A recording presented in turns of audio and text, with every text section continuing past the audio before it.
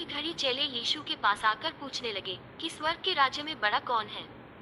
इस पर उसने एक बालक को पास बुलाकर उनके बीच में खड़ा किया और कहा, मैं तुमसे सच कहता हूँ, यदि तुम न फिरो और बालकों के समान न बनो तो स्वर्ग के राज्य में प्रवेश करने नहीं पाओगे। जो कोई अपने आप को इस बालक के समान छोटा करेगा, वह स्वर्ग के राज्य में बड़ा होगा। और जो कोई मेरे नाम से एक ऐसे बालक को ग्रहण करता है, वह मुझे ग्रहण करता है। पर जो कोई इन छोटों में से जो मुझ पर विश्वास करते हैं एक को ठोकर खिलाए, उसके लिए भला होता कि बड़ी चक्की का पाट उसके गले में लटकाया जाता और वह गहरे समुद्र में डुबाया जाता। ठोकरों के कारण संसार पर हाय। ठोकरों का लगना अवश्य है, पर हाय उस मनुष्य पर जिसके द्वारा ठोकर लगती है। यदि तेरा हाथ या तेरा पाँव तुझे ठोकर खिलाए तो काटकर फेंक दे। टुंडा या लंगड़ा होकर जीवन में प्रवेश करना तेरे लिए इससे भला है कि 2 हाथ या 2 पाँव रहते हुए तू अनंत आग में डाला जाए। और यदि तेरी आंख तुझे ठोकर खिलाए तो उसे निकाल कर फेंक दे। काना होकर जीवन में प्रवेश करना तेरे लिए इससे भला है कि 2 आंख रहते हुए तू नरक की आग में डाला जाए। देखो, तुम इन छोटों में से किसी को तुच्छ न जानना, क्योंकि मैं तुमसे कहता हूँ कि स्वर्ग में उनके दूत मेरे स्वर्गीय पिता का मुंह सदा देखते हैं। तुम क्या समझते हो, यदि किसी मनुष्य की 100 भेड़ें हों और उनमें से एक भटक जाए तो क्या 99 को छोड़कर और पहाड़ों पर जाकर उस भटकी हुई को न ढूंढेगा? और यदि ऐसा हो कि उसे पाए, तो मैं तुमसे सच कहता हूँ कि वह उन 99 भेड़ों के लिए जो भटकी नहीं थी इतना आनंद नहीं करेगा जितना कि इस भेड़ के लिए करेगा। ऐसा ही तुम्हारे पिता की जो स्वर्ग में है यह इच्छा नहीं कि इन छोटों में से एक भी नाश हो। यदि तेरा भाई तेरा अपराध करे तो जाओ और अकेले में बातचीत करके उसे समझा। यदि वह तेरी सुने तो तूने अपने भाई को पा लिया। और यदि वह न सुने तो और 1-2 जन को अपने साथ ले जा कि हर एक बात 2 या 3 गवाहों के मुंह से ठहराई जाए। यदि वह उनकी भी न माने तो कलीसिया से कह दे, परंतु यदि वह कलीसिया की भी न माने तो तू उसे अन्य जाति और महसूल लेने वाले के ऐसा जान। मैं तुमसे सच कहता हूँ, जो कुछ तुम पृथ्वी पर बांधोगे वह स्वर्ग में बंधेगा और जो कुछ तुम पृथ्वी पर खोलोगे वह स्वर्ग में खुलेगा। फिर मैं तुमसे कहता हूँ, यदि तुम में से 2 जन पृथ्वी पर किसी बात के लिए जिसे वे मांगे एक मन के हों, तो वह मेरे पिता की ओर से स्वर्ग में है उनके लिए हो जाएगी। क्योंकि जहाँ 2 या 3 मेरे नाम पर इकट्ठे होते हैं वहाँ मैं उनके बीच में होता हूँ। तब पतरस ने पास आकर उससे कहा, हे प्रभु, यदि मेरा भाई अपराध करता रहे तो मैं कितनी बार उसे क्षमा करूं, क्या 7 बार तक? यीशु ने उससे कहा, मैं तुझसे यह नहीं कहता कि 7 बार, वरन 7 बार के 70 गुने तक। इसलिए स्वर्ग का राज्य उस राजा के समान है जिसने अपने दासों से लेखा लेना चाहा। जब वह लेखा लेने लगा तो एक जन उसके सामने लाया गया जो 10,000 तोड़े धारता था। जबकि चुकाने को उसके पास कुछ न था, तो उसके स्वामी ने कहा कि यह और इसकी पत्नी और लड़के वाले और जो कुछ इसका है सब बेचा जाए और वह कर चुका दिया जाए। इस पर उस दास ने गिरकर उसे प्रणाम किया और कहा, हे स्वामी, धीरज धर, मैं सब कुछ भर दूंगा। तब उस दास के स्वामी ने तरस खाकर उसे छोड़ दिया और उसका धार क्षमा किया। परंतु जब वह दास बाहर निकला तो उसके संगी दासों में से एक उसको मिला जो उसके 100 दीनार धारता था। उसने उसे पकड़कर उसका गला घोंटा और कहा, जो कुछ तू धारता है भर दे।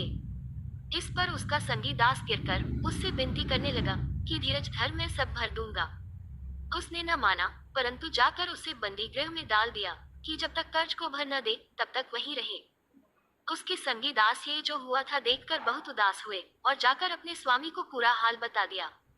तब उसके स्वामी ने उसको बुलाकर उससे कहा, हे दुष्ट दास, तूने जो मुझसे विनती की तो मैंने तो तेरा वह पूरा कर्ज क्षमा किया। सो जैसा मैंने तुझ पर दया की वैसे ही क्या तुझे भी अपने संगी दास पर दया करना नहीं चाहिए था? और उसके स्वामी ने क्रोध में आकर उसे दंड देने वालों के हाथ में सौंप दिया कि जब तक वह सब कर्जा भर न दे तब तक उनके हाथ में रहे।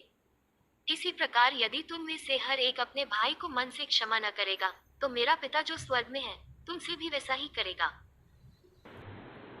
जब यीशु ये बातें कह चुका तो गलील से चला गया और यहूदिया के देश में यरदन के पार आया और बड़ी भीड़ उसके पीछे हुई और उसने उन्हें वहां चंगा किया। तब फरीसी उसकी परीक्षा करने के लिए पास आकर कहने लगे, क्या हर एक कारण से अपनी पत्नी को त्यागना उचित है? उसने उत्तर दिया, क्या तुमने नहीं पढ़ा कि जिसने उन्हें बनाया उसने आरंभ से नर और नारी बनाकर कहा कि इस कारण मनुष्य अपने माता पिता से अलग होकर अपनी पत्नी के साथ रहेगा और वे दोनों एक तन होंगे। सो वह अब 2 नहीं परंतु एक तन है। इसलिए जिसे परमेश्वर ने जोड़ा है उसे मनुष्य अलग न करे। उन्होंने उससे कहा, फिर मूसा ने क्यों नहीं ठहराया कि त्यागपत्र देकर उसे छोड़ दे। उसने उनसे कहा, मूसा ने तुम्हारे मन की कठोरता के कारण तुम्हें अपनी अपनी पत्नी को छोड़ देने की आज्ञा दी, परंतु आरंभ में ऐसा नहीं था। और मैं तुमसे कहता हूँ कि जो कोई व्यभिचार को छोड़ और किसी कारण से अपनी पत्नी को त्याग कर दूसरी से ब्याह करे, वह व्यभिचार करता है। और जो उस छोड़ी हुई को ब्याह करे, वह भी व्यभिचार करता है। चेलों ने उससे कहा, यदि पुरुष का स्त्री के साथ ऐसा संबंध है, तो ब्याह करना अच्छा नहीं। उसने उनसे कहा, सब यह वचन ग्रहण नहीं कर सकते, केवल वे जिनको ये दान दिया गया है। क्योंकि कुछ नपुंसक ऐसे हैं जो माता के गर्भ ही से ऐसे जन्मे, और कुछ नपुंसक ऐसे हैं जिन्हें मनुष्य ने नपुंसक बनाया, और कुछ नपुंसक ऐसे हैं जिन्होंने स्वर्ग के राज्य के लिए अपने आप को नपुंसक बनाया है। जो इसको ग्रहण कर सकता है, वह ग्रहण करे। तब लोग बालकों को उसके पास लाए कि वह उन पर हाथ रखे और प्रार्थना करे, पर चेलों ने उन्हें डांटा। यीशु ने कहा, बालकों को मेरे पास आने दो और उन्हें मना न करो, क्योंकि स्वर्ग का राज्य ऐसो ही का है।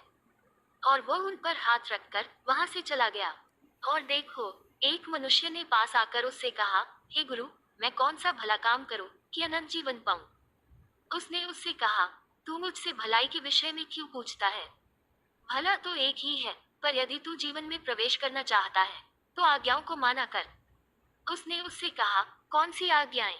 यीशु ने कहा, ये कि हत्या न करना, व्यभिचार न करना, चोरी न करना, झूठी गवाही न देना, अपने पिता और अपनी माता का आदर करना, और अपने पड़ोसी से अपने समान प्रेम रखना। उस जवान ने उससे कहा, इन सब को तो मैंने माना है, अब मुझ में किस बात की घटी है? यीशु ने उससे कहा, यदि तू सिद्ध होना चाहता है, तो जा, अपना माल बेचकर कंगालों को दे, और तुझे स्वर्ग में धन मिलेगा, और आकर मेरे पीछे हो ले। परंतु वह जवान ये बात सुन उदास होकर चला गया, क्योंकि वह बहुत धनी था। तब यीशु ने अपने चेलों से कहा, मैं तुमसे सच कहता हूँ कि धनवान का स्वर्ग के राज्य में प्रवेश करना कठिन है। फिर तुमसे कहता हूँ कि परमेश्वर के राज्य में धनवान के प्रवेश करने से ऊंट का सुई के नाके में से निकल जाना सहज है। ये सुनकर चेलों ने बहुत चकित होकर कहा, फिर किसका उद्धार हो सकता है? यीशु ने उनकी ओर देखकर कहा, मनुष्यों से तो यह नहीं हो सकता, परंतु परमेश्वर से सब कुछ हो सकता है। इस पर पतरस ने उससे कहा कि देख, हम तो सब कुछ छोड़ के तेरे पीछे हो लिए हैं, तो हमें क्या मिलेगा? यीशु ने उनसे कहा, मैं तुमसे सच कहता हूँ कि नई उत्पत्ति से जब मनुष्य का पुत्र अपनी महिमा के सिंहासन पर बैठेगा, तो तुम भी जो मेरे पीछे हो लिए हो, 12 सिंहासनों पर बैठकर इसराइल के 12 गोत्रों का न्याय करोगे।